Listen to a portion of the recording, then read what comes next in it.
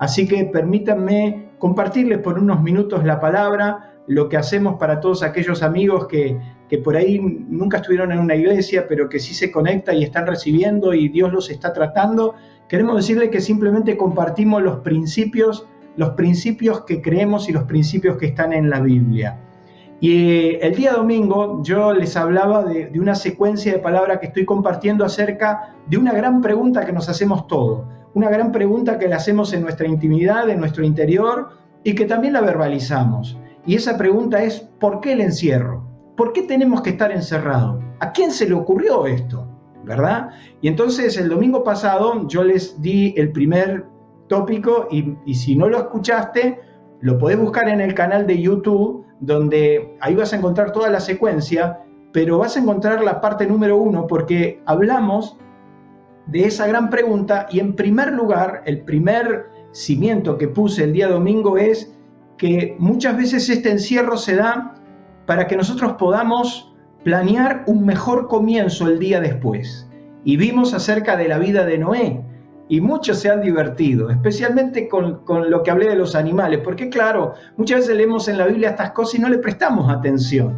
Y hablamos el día domingo acerca de que Noé estuvo 377 días encerrado.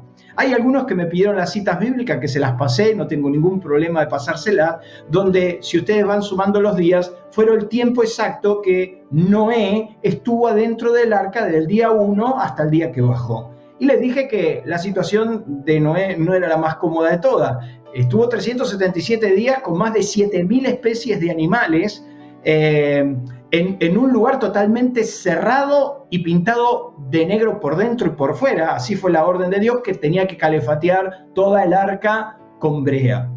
Pero lo más interesante de todo fue la experiencia que vivió Noé y cómo él la pudo aplicar. ¿Por qué? Porque hemos encontrado de que cada vez que Dios de alguna manera quiso reordenar su creación, cada vez que Dios quiso cambiar el curso de la vida de alguien, cada vez que Dios cambió definitiva y absolutamente la perspectiva humana o la perspectiva de un grupo de personas y modificó de raíz su existencia, lo llamó a un reclutamiento social obligatorio, o sea, de alguna manera lo llevó a un tiempo de mirada interior, lo hizo parar, lo hizo detenerse para que tenga el tiempo de mirar para adentro. No voy a repetir todo hoy, pero lo cierto que fue una gimnasia que hasta el Dios creador hizo desde el comienzo. Dios creó el universo en 6 días y el 7º día descansó y pensó lo que hizo. Entonces estuvimos hablando acerca de la capacidad de reflexionar, la importancia de mirarnos hacia adentro, de poder de alguna manera frenar y meditar quieta y reposadamente sobre las cosas que hacemos. Esa capacidad de reflexión es la que está faltando. Realmente nos falta una capacidad de análisis, nos falta reflexionar sobre nuestros caminos, pararnos un tiempo. Dios le decía a su pueblo, mediten sobre sus caminos, paren un poco, piensen lo que van a hacer. Lo que la psicología lo ha denominado en el término correcto, que es la introspección. La introspección es la capacidad de mirar hacia adentro, la capacidad de detenernos y de mirar y de reflexionar. Es la capacidad de mirar no solamente hacia adentro, sino revisar nuestras conductas, nuestros pensamientos, tener un tiempo de mirada interior. Lo que la Biblia llama, como les dije recién, meditar. Y continuamente Dios lo llama al hombre a que medite. Y como sabía que el hombre iba a estar siempre corriendo y a la ligera, y iba a tener poco tiempo de reflexionar, lo estableció como un mandato, el 4.º mandamiento, el día de reposo, el día que el hombre tenía que parar, el día 7º, parar, detenerse, pensar lo que había hecho. Y yo quiero decirles que constantemente Dios llamó a la reflexión al hombre, a meditar, que es aplicar, escúcheme bien, con profunda atención el pensamiento y la consideración de algo. Descurrir, es como que tiene que descurrir, es como es cuando apretamos algo para que salga todo el jugo, o sea, discurrir sobre todo lo que hemos hecho para conocer lo que hemos hecho, la consideración exhaustiva de algo para estudiarlo, comprenderlo, formar una opinión y tomar una decisión. Todos los que me están escuchando seguramente coincidirán conmigo que la mayoría de nuestros problemas o la mayoría de nuestros males muchas veces han sido por no pensar a tiempo, por no analizar cuidadosamente las decisiones que hemos tomado. Y eso nos trajo muchos problemas. Y yo estoy seguro que más de una vez usted habrá dicho, si lo hubiera pensado un poco, si me hubiera detenido a pensarlo, ¿por qué decidí así? Entonces les hablaba acerca de que muchas veces el arrebato, esas decisiones de apuro, esas decisiones a las corridas, nos han traído mucho dolor. Y la madurez nos ha llevado a tomar las decisiones con más calma, a pensar las consecuencias, a analizar lo que vamos a hacer, porque así lo hizo Dios. Dice que Dios miró lo que había hecho y se dio cuenta que era bueno en gran manera. No solamente hay que meditar para saber si hicimos algo mal, sino que también hay que meditar para darnos cuenta de lo que hicimos bien y para decir, qué bueno que estuvo eso, qué bien. Yo me imagino que Noé tuvo un largo periodo en ese lugar llamado Arca, sin ningún amenity en particular, sin internet, con el ruido de los animales, con la queja continua de los animales reclamando sus alimentos. Imagínese lo que habrá sido la convivencia, imagínese lo que habrá sido vivir, ni más ni menos que quizás una 10ª parte de lo que te está tocando. Así que no te quejes tanto. Habría que lidiar ahí con el hipopótamo, con el avestruz, cómo se habrán llevado, con el pato, que usted ya sabe cómo es el dicho que tenemos entre nosotros, que el pato cada paso hace algo interesante. Entonces imagínese lo que habrá sido eso. Sin embargo, fue el suficiente tiempo para que Noé mirara hacia adentro, para que tomara decisión y se transformara en el hombre más extraordinario de un nuevo tiempo. Y por eso te hablé de esa capacidad de mirada interior para un nuevo comienzo. Hoy te quiero dar el segundo punto. ¿Por qué este encierro? ¿Por qué Dios nos lleva a esta situación? ¿Por qué hoy tenemos el tiempo para detenernos y mirar? Me ha impactado personas de mi confianza que me han llamado para decirme, Ángel, qué equivocado estaba, qué equivocado tenía los valores, qué equivocadas mis decisiones. Hoy me doy cuenta que no necesito tanto para ser feliz. Hoy me doy cuenta de lo importante de tener una familia, lo importante de mirar a mi esposa, compartir con ella. Yo sé que hay matrimonios en riesgo por tanto tiempo de convivencia, pero hay que disfrutarlo. Y vimos el domingo que no podemos volver a nuestra vida de la misma manera.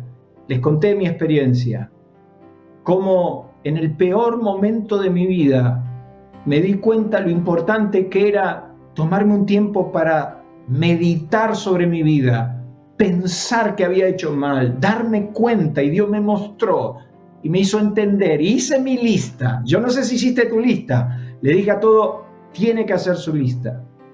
La lista de las cosas que en este profundo momento de reflexión, las cosas que no debes volver a hacer y las cosas que debes volver a hacer. Pues bien, el segundo punto que les quiero compartir, ¿por qué es tan importante el encierro? Es indudablemente importante para definir nuestro propósito. Se habla mucho de eso, pero a mí me gustaría que usted me preste atención por un minuto para darse cuenta de qué se trata. ¿Por qué es importante este encierro? ¿Por qué es importante este tiempo de mirar hacia adentro? Para definir nuestro real propósito en la vida. Ningún ser creado sobre el universo fue diseñado en su concepción para que sobreviva la vida. Todos, absolutamente todos, fuimos creados con un propósito específico, un propósito que fue diseñado cuando ni siquiera existías. En esa mesa de negociación nunca fuiste invitado. ¿Por qué? Porque el Dios creador diseñó toda su creación con un enorme propósito. Dios es un Dios de propósito. Y antes inclusive que tu vida tuviera forma, Dios ya sabía de qué se trataba. Te concibió para que cumplas con un propósito. Nadie vino a la vida a sobrevivir y a tratar de vivir como se pueda. Todos tenemos una misión por cumplir. Todos tenemos algo por lo que nosotros fuimos diseñados. No hay vida más vacía que una vida sin sentido. No hay vida más compleja, más aburrida, más traumática que una vida sin sentido. Dios cuando te diseñó con un plan, porque Dios es un Dios que planifica las cosas. Por eso se lleva tan mal con la gente que no planifica, que hace todo a la que te criaste, decimos en Argentina. Dios es un Dios que planificó con exactitud todo lo que iba a hacer. Le puso un destino hasta a los animales, a la vegetación, a la creación, y el hombre no era la excepción. Dios diseñó al hombre no para que trate de vivir la vida como se le antoja, no. Dios lo diseñó con un maravilloso plan, con un propósito, y eso es lo extraordinario. El libro de los Colosenses capítulo 1 dice, porque en Él fueron creadas todas las cosas, en el cielo y en la tierra, el universo visible y el invisible, sean tronos, sean gobiernos, sean autoridades, sean poderes, todo fue hecho por medio de Él, y escúchame bien, y para los propósitos de Él. Tu vida fue hecha para un propósito que Él tiene. Tu familia, tu entorno, tu formación familiar, tu país, tu barrio, el lugar donde naciste, el lugar donde te criaste. A Dios no se le escapó que yo iba a ser hijos de italianos con temperamento napolitano. A Dios no se le escapó eso, mi formación familiar, inclusive la formación de mis padres, que por ende transmitieron principios y valores a mi vida. A Dios no se le escapó que nací en un barrio humilde llamado Isidro Casanova. Fue parte de mi formación, extraordinaria formación. Dios diseñó un plan sobre mi vida y todos fuimos creados con un destino específico. No fuiste una coincidencia sexual. Aunque tus padres no lo hayan planificado, Dios sí. Tu vida tiene un sentido. Tu vida tiene un propósito único por el cual vinimos a la tierra. Y ese es el desafío. Descubrir tu misión, descubrir tu destino, descubrir para qué fuiste diseñado. No podés transitar la vida. Qué triste sería llegar al final de tu vida y darte cuenta que no sabés para qué naciste, que no te diste cuenta, no entendiste cuál fue tu misión en la vida. Qué lindo es descubrir cuando yo leo hombres y mujeres extraordinarias que han afectado al mundo de una manera impactante. La Madre Teresa de Calcuta, por ejemplo, cuando ella descubrió el destino, el sentido de su vida, cuando ella descubrió su destino, puso su vida en dirección a eso. Ni hablar de hombres como Martin Luther King. En una de sus frases más extraordinarias dijo, el hombre que no descubre por qué morir no merece vivir. Y ese hombre murió por lo que vivió. Su vida fue diseñada para eso. Por eso el apóstol San Pablo dice, bendito sea el Dios y Padre de nuestro Señor Jesucristo, que nos bendijo con toda bendición espiritual en los lugares celestiales en Cristo, antes que el mundo existiese, para que fuésemos. Fíjese qué interesante. Antes que el mundo fuese, Dios te diseñó para que tengas un lugar, para que tengas un destino, para que tengas una misión. Es Pedro, el arrebatado, el temperamental, el hombre de las preguntas incómodas. En todo grupo humano y en toda familia tenemos un preguntón. Y seguramente en tu familia tenés un preguntón o una preguntona. Uno que siempre está preguntando lo que nadie se anima a preguntar o siempre está hablando cuando hay que callar. Ese era Pedro. Sin embargo, cuando Jesús lo vio, le dijo, tú eres Simón. A pesar de tu temperamento, a pesar de que te querés imponer, a pesar de que te mostrás así, fuerte y todopoderoso, vos sos muy débil. Y eso es lo que significa la palabra Simón, caña frágil. Vos sos muy débil, sos una caña, pero yo te voy a transformar en Pedro, que significa roca. Voy a hacer de una caña una roca. Y es cuando el anciano Pedro, que yo les hablaba el domingo pasado, ya no el discípulo, sino el anciano, escribe su carta pastoral. En Primera de Pedro dice, elegido según la presciencia de Dios Padre, que se lo traduzco. Pedro dice, fuimos elegidos según el conocimiento anticipado de las cosas. Quiere decir que cuando Dios nos eligió, ya sabía quién éramos. Ya conocía tu derrumbe personal, ya sabía tu frustración, tu temperamento, tu forma de pensar, cómo se iba a formar. Él te conocía. Él sabía de memoria tus respuestas. Y Él sabía tu momento de mayor angustia. Y siempre nos dijo una sola cosa: no te hagas problema, yo estoy con vos. Pedro está diciendo, fuimos elegidos con un destino, con un propósito. Me gusta decir esto: Dios no improvisa la vida de nadie. Dios no improvisa la vida. El Dios de la excelencia tiene bajo control esta bendita pandemia. Y a pesar de que hay muchos que nos llenan de temor y de miedo y qué va a pasar, y es real, no, yo no estoy negando la realidad.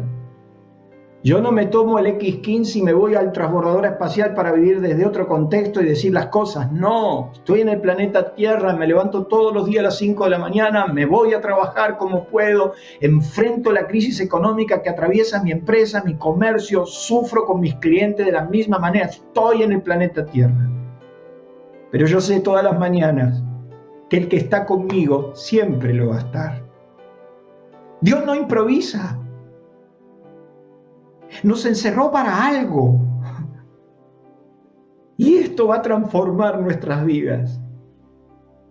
Por eso el apóstol San Pablo decía, y sabemos que a los que aman a Dios, todas las cosas les ayuda a bien. Esto es, a los que conforme a su propósito son llamados.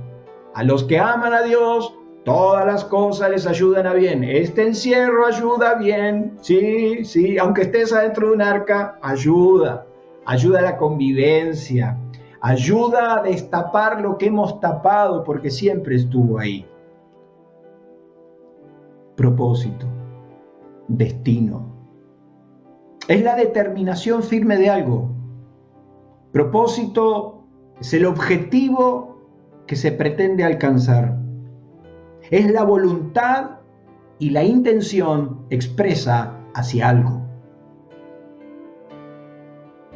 Capaz que estuviste corriendo y estás buscando y todavía no te das cuenta. Y tu vida es una enorme búsqueda sin sentido porque no tiene propósito. Me miró un día un empresario millonario que cualquiera el resto de los mortales diría, este hombre lo tiene todo. Ese hombre un día se quebró en mi oficina y me dijo: Ángel, mi vida no tiene propósito. Pensé toda la vida que si tenía cosas, ese era un buen propósito. Pero hoy me doy cuenta que sigo vacío. No tengo un destino, un propósito por el cual yo me siento en el centro de algo. No me siento útil. Demo Shakarian dijo que descubrir el propósito de nuestras vidas y vivirlo, si lo logramos, nos transformamos en la gente más feliz de la tierra. ¿Por qué? Porque Dios te dio un propósito y te dio una vida para vivirlo. Me apena pensar que se te está yendo la vida y no viviste tu propósito. Me duele el corazón darme cuenta o pensar que quizás tu vida fue un corre y corre, pero no encontraste tu destino, tu propósito por el cual viniste a la tierra. De eso se trata. Es interesante porque cuando Él puso un propósito, también puso el potencial para hacerlo. Y potencial es lo que tiene en esencia la potencia del ser, que puede suceder o existir en contraposición a lo que existe. Quiere decir que potencial es lo que puede llegar a ser, pero lo que todavía no es. Tu potencial es lo que está dentro y todavía no sacaste. Tu potencial es la capacidad de hacer lo que todavía no lograste. Qué hermosa experiencia es saber para qué nací. Porque todos tenemos metas por alcanzar, sueños que conquistar, experiencias por vivir, y nada ni nadie puede hacerlo sino vos solo. Tu destino, tu propósito tiene tu nombre y solo vos lo podés vivir. Permítame hablarle de uno de los hombres de mayor influencia en toda la Biblia. Permítame hablarles del hombre más extraordinario que usted puede contemplar dentro de los antiguos escritos. Uno de los hombres más famosos de la Biblia. Su nombre, Moisés. Moisés no solamente fue grande por el alcance de su vida, por establecer la nación sobre principios y valores, el gran líder de Israel, que por generaciones hasta la fecha, el hombre más grande que está en los labios de cualquier judío es Moisés. Y de hecho, que fue la referencia constante y continua en los días de Jesús. Es interesante ver que hasta cuando Dios habló de Moisés, habló bien de Moisés. Cuando Dios lo tuvo que defender, dijo: cuando yo quiera hablarle a un profeta o cuando yo le quiera hablar a un hombre, le voy a hablar en sueños, le voy a hablar en revelación, mas no a mi siervo Moisés, el cual es fiel en toda mi casa. Yo con él hablaré face to face, cara a cara. Yo voy a hablar con Moisés, ese hombre es fiel. La Biblia lo denomina como el hombre más manso sobre la tierra. Moisés, desde su nacimiento, usted puede encontrar que fue diseñado por Dios para una tarea específica: ser el libertador de Israel. Su nacimiento, si usted se pone a pensar en su nacimiento, en su mismo nacimiento, fue una obra extraordinaria de Dios. Dios diseñó la forma de su nacimiento, en el contexto que nació, el propósito de Dios estaba sobre él. Sin embargo, permítanme hablarles de algunos detalles que me gustaría que tome atención y le preste nota, porque muchas veces Moisés no lo tuvo bien definido. La Biblia nos enseña, en primer lugar, que Moisés no era un hombre improvisado. No, mire, si usted tiene la imagen del Moisés que va con el palito por el desierto y las ovejitas, usted se equivoca. Moisés era heredero del trono de Faraón. Para ponerlo en contexto, Egipto era la potencia más poderosa sobre la tierra. La civilización era el pico de la civilización, era la expresión del avance y de la civilización más moderna.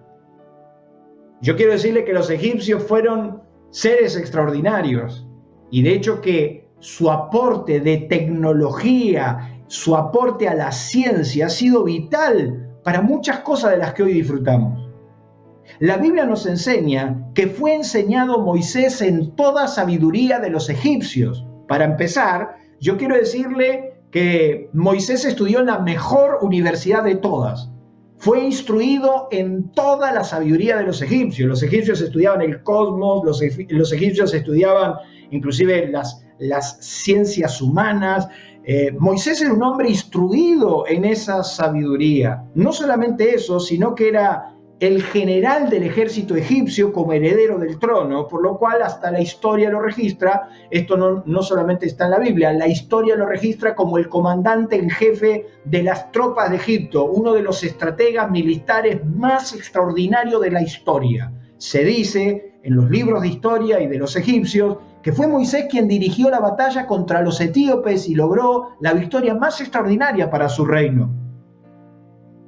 Moisés no era un caído del catre, un improvisado. Dice también que era poderoso en palabras y en obras. Yo creo que usted se acuerde de esto porque después voy a hacer referencia. Moisés era poderoso en palabra, tenía una palabra, una dialéctica, tenía un discurso, tenía una ciencia, un conocimiento extraordinario. Pero él siempre supo cuál era el propósito de su existencia. Él siempre supo su destino, desde niño. Y qué lindo es que vos sepas cuál es tu misión en la tierra. ¿De qué se trató la vida? Pasarla bien nada más. ¿De qué se trató la vida? Me decía una persona hace un tiempo atrás cuando después de mucho tiempo logró ser padre y me dijo, ahora me estoy dando cuenta de lo que significa la vida. Y empezó a descubrir un mundo distinto. Moisés siempre supo que él era el líder, el libertador de su pueblo, porque él siempre se identificó con su nación. En el libro de Hechos, en el capítulo 7, Esteban está descubriendo esto de Moisés. Y la Biblia nos dice que cuando hubiera cumplido la edad de 40 años, hubieron 3 grandes divisiones en la vida de Moisés y todas tuvieron un ciclo de 40 años. Es curioso porque el número 40 en la Biblia significa la plenitud de una transición. La plenitud 40 hace referencia a la generación y habla a la plenitud de una transición. ¿Qué significa eso? El tiempo que te tome entender el propósito de tu existencia, el tiempo que te tome entender lo que Dios te quiere hacer entender, eso es lo que significa 40. Hay algunos que le toma 40 años, a algunos le toma 2 días y a algunos le toma toda la vida y tampoco lo entienden. El problema no es solamente con los distraídos que no lo entienden. No hay peor cosa que una vida sin sentido. Eso lo dijo uno de nuestros artistas más conocidos, como Juan Alberto Badía. Antes de morir, él dijo, no hay peor cosa que una vida sin sentido. Todo el mundo sabe eso. Moisés se identificó con su pueblo porque dice que cuando cumplió 40 años le vino al corazón visitar a sus hermanos. Nunca se fue. Y usted conoce que Israel estaba de esclavo en Egipto. Y la Biblia dice que cuando él vio a sus hermanos en sus duras tareas, le dolió. Supo desde su niñez que era el libertador, porque inmediatamente Esteban dice que cuando vio la injusticia y cuando vio al que era maltratado, cuando vio cómo un egipcio golpeaba a un hebreo, dice que él tomó justicia por mano propia, mató al egipcio, vengó al oprimido, y Esteban dice algo que me gustaría que usted tome atención. Dice, porque él pensaba, o sea, él imaginaba que sus hermanos entenderían que Dios lo iba a librar por su mano. Quiere decir que Moisés siempre supo que él era el libertador.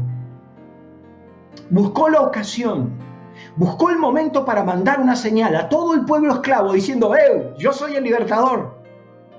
Dios me eligió a mí, fui rescatado del río Nilo, me criaron en la corte suprema por provisión de Dios y mi mamá me enseñó desde muy pequeño, porque fue mi nodriza, de que yo era Moisés el libertador. Él mata al egipcio pensando, él pensaba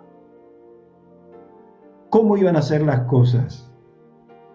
Entonces, como Moisés parece que no había entendido bien su propósito, Dios lo sometió a un aislamiento social obligatorio. Porque dice que cuando al otro día se descubrió lo que había hecho, por primera vez ese hombre poderoso, ese hombre lúcido, preparado, estratega, tuvo miedo. Y tuvo miedo de Faraón, su hermano. Y dice que tuvo miedo y huyó al desierto y estuvo 40 años en el desierto. Aislamiento social obligatorio.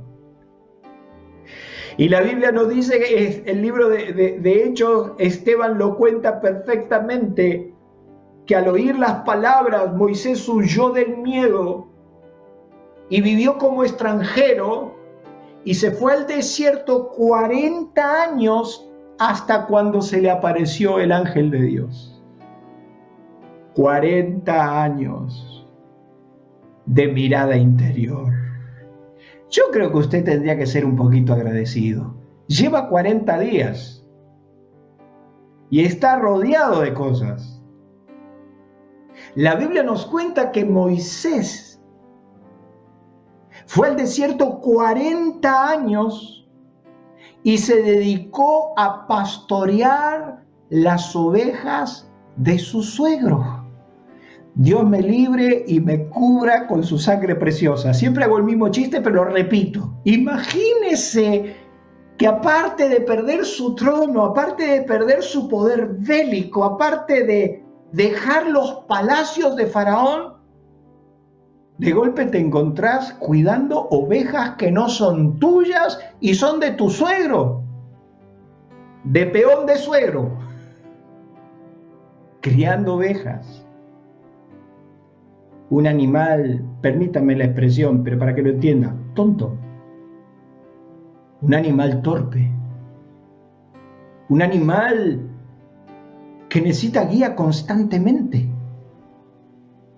Mire qué extraordinario, porque cuando Dios lo fue a buscar a Moisés, Moisés, entre una de sus excusas, dice que él era torpe de palabra. No era así la descripción bíblica ni la descripción histórica. Dice que él era poderoso en palabras y en obras. No es que Moisés era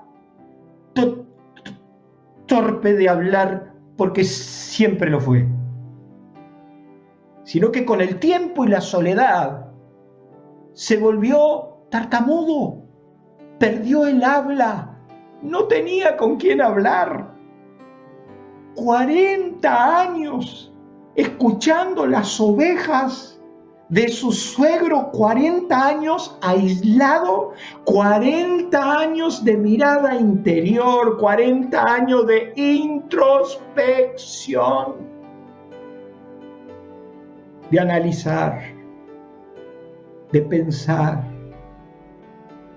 ¿Qué habrá pensado Moisés durante esos años? ¿Qué le tocó analizar de su vida? ¿De qué cosas se arrepintió? ¿Qué cosas tomó nota? La Biblia nos cuenta que cuando Dios se le presentó a Moisés, dice que Dios se le presentó en un monte muy especial llamado Horeb, y se le presentó en una zarza que ardía y no se consumía.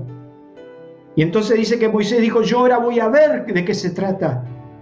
Y Dios lo llama desde la zarza. La primera lección que Dios sometió a ese estratega, la primera lección que tuvo que tomar nota su humildad, su sensibilidad, su obediencia. ¿Cuánto estamos aprendiendo? ¿Cuántas cosas de las que te sentías poderoso hoy ya no están? Y entonces dice la Biblia que Dios se le presentó y le dijo: Moisés, yo vi la aflicción del pueblo. Pasaron 40 años, pero venían 400 de historia. Yo vi la aflicción, yo he conocido la angustia. Eso me llena el corazón, eso me da una alegría enorme, porque Dios no pasa desapercibido ni nuestra aflicción, ni nuestro dolor, ni nuestra angustia. Dios está al tanto de tu dolor. Dios está al tanto de tus lágrimas. Dios no te abandonó. Y dice que Dios le dice a Moisés: Moisés, yo he conocido la angustia, he visto la aflicción y he decidido, eso es una comunicación del reino, he decidido liberar a mi pueblo. Y eso quiero decirte que es algo que una vez que Dios lo determina, ni el mismo infierno puede contra eso. Yo he decidido liberar a mi nación. ¿Y sabes una cosa, Moisés? Para esto te elegí. Y te sometí a este silencio. Y te sometí a este desierto para que aprendas lo que vas a vivir y para que definas tu propósito. Entonces hay un versículo que a mí me impacta, que está en el libro de Éxodo, que muchas veces lo habrás leído muy por arriba y no le prestaste atención. En el capítulo 3 del libro de Éxodo, Dios le dice así: el clamor pues de los hijos de Israel ha venido delante de mí, y también he visto la opresión con que los egipcios lo oprimen. Ven por tanto ahora, y subraya esa palabra, ahora. 40 años atrás no estabas listo. 40 años atrás lo pensabas hacer de una manera muy distinta. Tuvieron que pasar los 40 años. Te tuve que meter a cuidar ovejas de tu suegro. Te tuve que hacer pasar noches enteras con el rebaño para que mires para adentro y te des cuenta que toda tu estrategia, toda tu forma de pensar, todo tu pensamiento, yo lo derribo en un instante. Ahora sí. Ahora estás listo. Yo sé que esta cuarentena te tiene mal. Yo sé que este encierro te tiene mal. Yo sé que la preocupación te está golpeando muy fuerte. Yo sé que la melancolía también está haciendo su trabajo. Yo sé que el dolor ya no pasa ni siquiera por el encierro ni por lo económico, pasa por no ver a tus seres queridos. ¿Por qué? ¿Qué estará tratando Dios en tu corazón y en el mío? ¿Qué estaremos definiendo en nuestro mirar hacia adentro, en este tiempo de descanso y de reposo, y de examinar, y de mirar, y de meditar? Dios le dice a Moisés después de 40 años, la cuarentena le duró 40 años, ve por tanto ahora. Óiganme, si Dios lo mandó a pelearse contra Faraón y su ejército con un palo, ¿qué es lo que tenía Moisés en la mano cuando fue frente a Faraón? Una vara.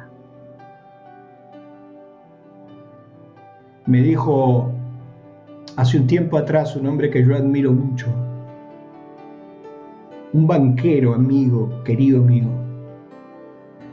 y cuando él me contaba cómo perdió una de sus grandes fortunas, él me dijo: Dios no me quitó nada, Dios me sacó lo que no me servía.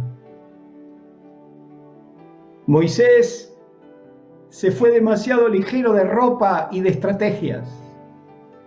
Moisés se fue con una vara, con un palo y una dependencia total. Quizás los 40 años en el desierto tallaron eso en su corazón. Y entonces Moisés definió su propósito. Moisés sacó conclusiones profundas y definió su vida. ¿Qué quería vivir? Yo estoy consciente de que hay muchos, incluidos cristianos, que no saben qué quieren de la vida. No han definido qué ser y qué no ser. No han entendido por qué sencillamente Dios los ha buscado. Y hay un problema muy común en esta sociedad. Es el yo. Es lo mío. Es primero lo mío. Después lo mío y tercero lo mío. Moisés, en esos 40 años de profunda meditación, definió, y antes de salir de su cuarentena, definió qué iba a hacer con su vida. Si iba definitivamente a aceptar su destino, o lo iba a rechazar, o sencillamente se iba a distraer, o iba a jugar a qué ser, y no fue.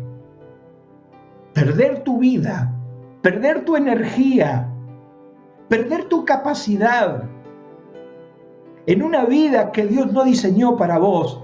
No hay cosa más odiosa, no hay cosa más terrible para vos. Moisés se convirtió en lo que todos sabemos.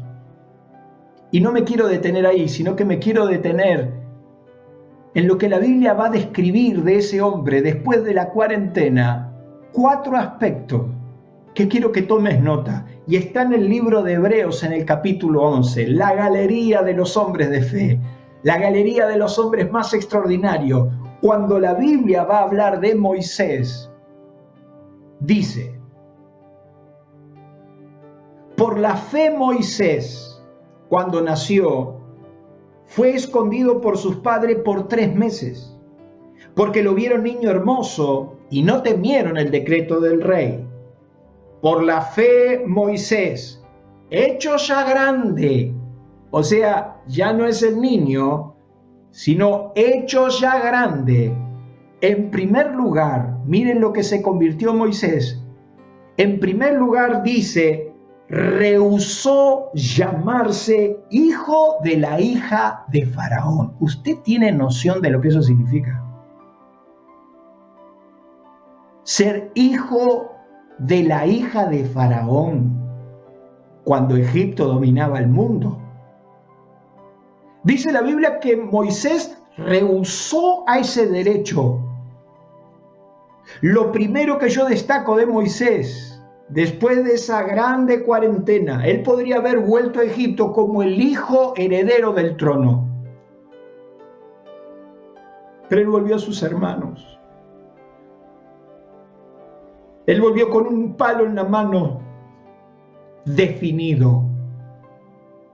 Definió frente a la zarza, y después de los 40 años, la conclusión, la mirada interior fue: yo nací para eso, estuve equivocado, mis razones no eran correctas, mi fuerza no era la correcta, pero Dios en estos 40 años me acomodó y ahora yo estoy definido. Yo no me voy a morir sin hacer lo que Dios diseñó para tu vida. No podés rehusar a eso. Yo he invertido mi vida en el reino, he invertido mi vida, decidí a los 14 años poner mi vida al servicio de Dios. Me dijeron de todo. No me arrepiento un segundo. Dice que Moisés rehusó, pagó el precio de su destino, renunció a un derecho que le correspondía, a un derecho de riqueza, a un derecho de tener más. Murió a eso porque él supo para lo que nació. ¿Cuánto tiempo perdido? ¿Cuánta energía perdida? ¿Cuántos recursos perdidos detrás de cualquier cosa menos de tu destino? ¿Qué te llena más? ¿Qué te produce mayor satisfacción que estar en ese destino, en ese propósito que Dios diseñó para tu vida? En primer lugar, Moisés rehusó, pagó el precio, y hay precios que pagar. Hay cosas a las que rehusar por nuestro destino. Dice que Moisés rehusó, número 1, y en el verso 25, lo segundo. Dice que rehusó llamarse hijo de la hija de Faraón, escogiendo, lo segundo, supo elegir. O sea, usted puede siempre elegir. Usted puede elegir bien o mal, pero usted siempre elige. Dios, de hecho, que le dijo a Israel: yo delante tuyo pongo hoy la bendición y la maldición. Elige. A mí no me gusta la gente que anda cargoseando diciendo: por favor, yo te pido, yo te pido, yo te pido. No, viejo, acá tenés la vida, acá tenés la vida o la muerte. Elige. Usted elige qué hacer con su vida, usted elige qué hacer con su familia, usted elige qué hacer con su bendita existencia. Usted elige. Moisés eligió, dice, escogiendo, o sea, eligió, tuvo el poder de la decisión, escogiendo antes ser maltratado con el pueblo de Dios que gozar de los deleites del pecado. O sea, él supo elegir lo que quería. Y yo todos los días elijo. Y usted elige. ¿Qué quiere de su vida? Él eligió, tuvo frente a él, dice, escogió la vida de sus hermanos que los deleites temporales. Tuvo una mirada distinta. Él prefirió involucrarse con la gente necesitada. Él prefirió poner su vida al servicio, por lo cual fue elegido, que gozar de los deleites. Supo elegir. Lo tercero, fíjese qué interesante, el verso 26, no solamente rehusó, pagó el precio, también eligió, supo elegir, sino que dice en el verso 26, teniendo por mayores riquezas el vituperio de Cristo que los tesoros de los egipcios, porque tenía puesta la mirada en el galardón. Lo tercero es que tuvo el verdadero valor de las cosas. Supo elegir dónde iba a estar el verdadero tesoro. Supo darse cuenta que lo que era transitorio y qué era lo que era eterno. Supo entender que lo que estaba eligiendo lo acompañaba a la eternidad. Supo elegir porque tuvo el verdadero valor de las cosas. Cuando usted salga de este tiempo de meditación profunda, usted va a tener que elegir, usted va a tener que tener claro, usted va a tener que saber definir su destino. Y termino en esta noche, porque hay algo que me gustaría que usted lo escuche. Dice el verso 27, por la fe dejó Egipto, no temiendo la ira del rey. Cuando él se fue, cuando él sale de Egipto, ahora ya con todo el pueblo, oiga, lo iba a perseguir el faraón con todo su ejército, y él dice que él por la fe se fue de Egipto.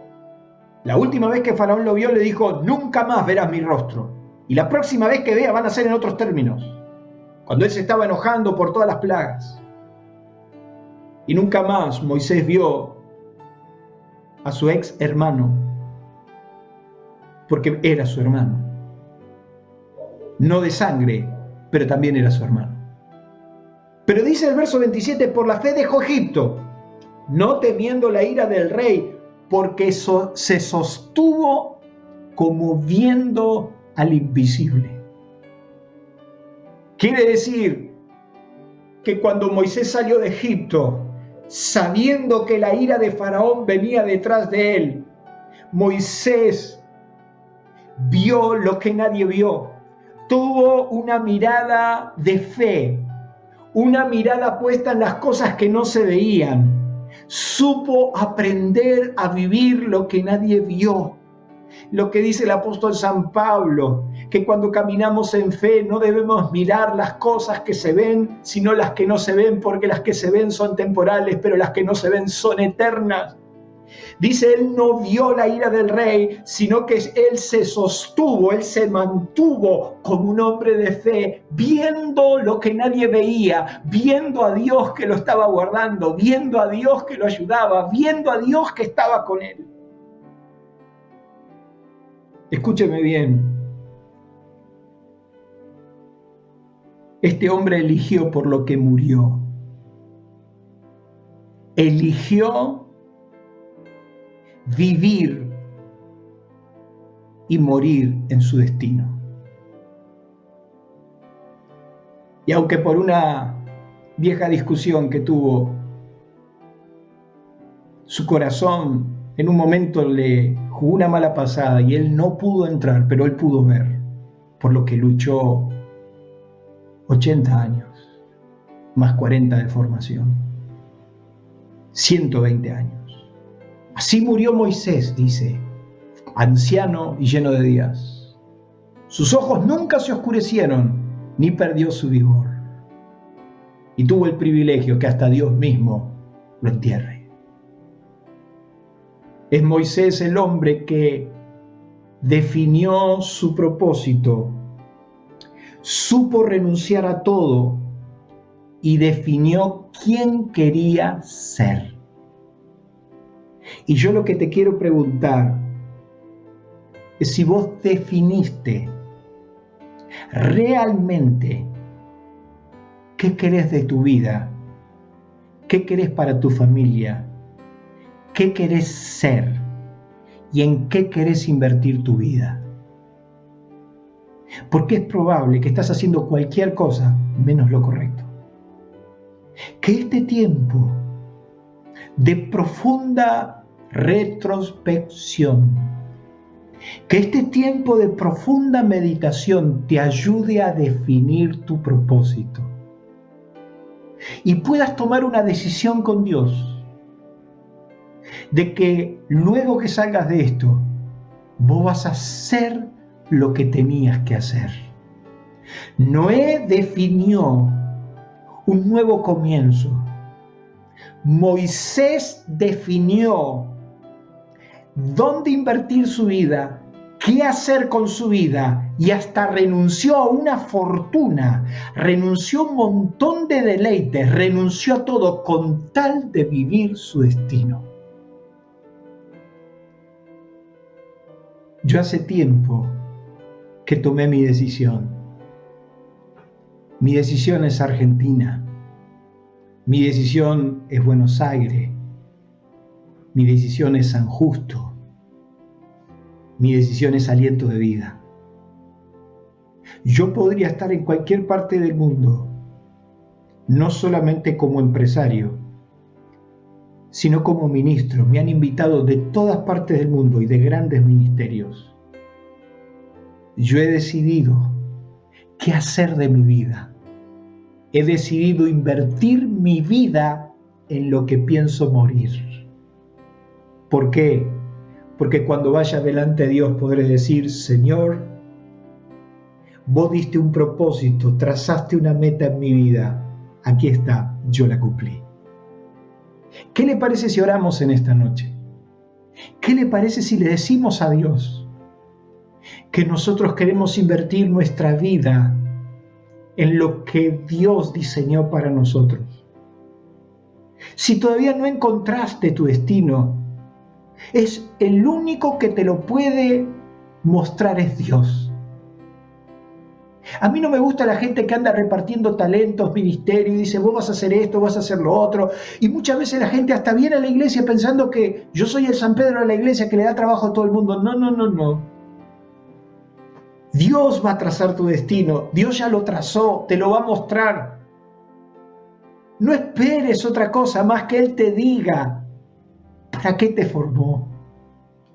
Muchos descubrirán sus propósitos aún en sus profesiones, no necesariamente en la iglesia.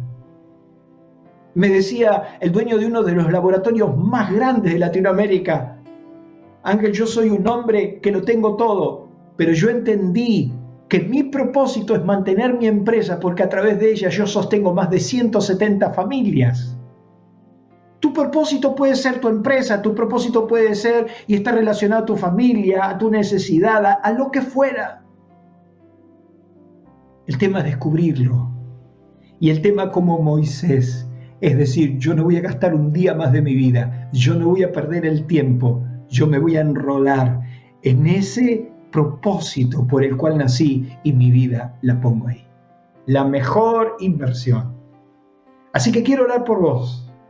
Y también voy a orar por todos los necesitados. Pero yo voy a orar para que Dios hoy defina en esta noche, defina en tu vida lo necesario para que ese ahora que escuchó Moisés, es decir, ahora sí, ahora estás listo, cuando termine esta pandemia, yo quiero que hagas esto, esto y esto. Yo quiero que vayas a tu pastor y le diga, aquí estoy. Yo no vaya buscando ni puestos ni lugares de privilegio. Vayas a decir, estoy dispuesto a hacer esto, estoy dispuesto, mi vida, mis recursos, mi familia está a disposición.